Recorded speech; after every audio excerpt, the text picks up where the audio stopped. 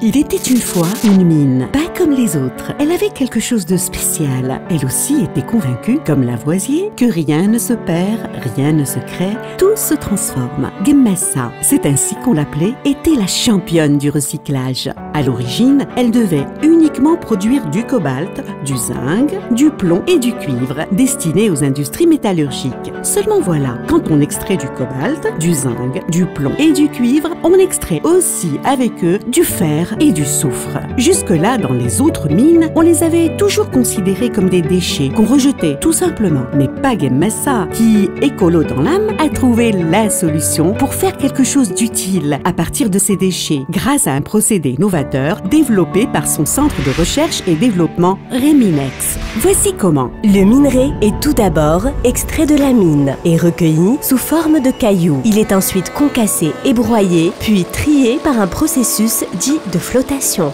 Au fur et à mesure, on récupère le plomb, le zinc et le cuivre, qui sont exportés à travers le monde pour être utilisés dans les usines métallurgiques. Ce procédé donne lieu à des déchets, du fer et du soufre, que l'on stocke au sein d'une digue géante, appelée digue des stériles. Plus on produit de zinc, de plomb et de cuivre, plus on amasse de déchets. Dans toutes les autres mines du monde, l'histoire s'arrête là. Mais à Guemassa, le fer et le soufre ont droit à une nouvelle vie. Grâce aux efforts de notre centre de recherche, une série de réactions chimiques permettent de recycler ces déchets et d'en faire une source d'énergie et de revenus, transformant ainsi une contrainte écologique en opportunité économique. Le fer et le soufre sont tout d'abord chauffés dans un four à 850 degrés.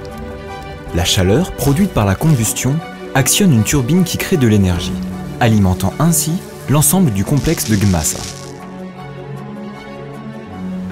Le fer et le soufre chauffés à haute température donnent du dioxyde de fer et du dioxyde de soufre. Au terme de l'étape dite de conversion, le dioxyde de soufre est converti en trioxyde de soufre. Et enfin, par un procédé d'absorption, de l'acide sulfurique est obtenu.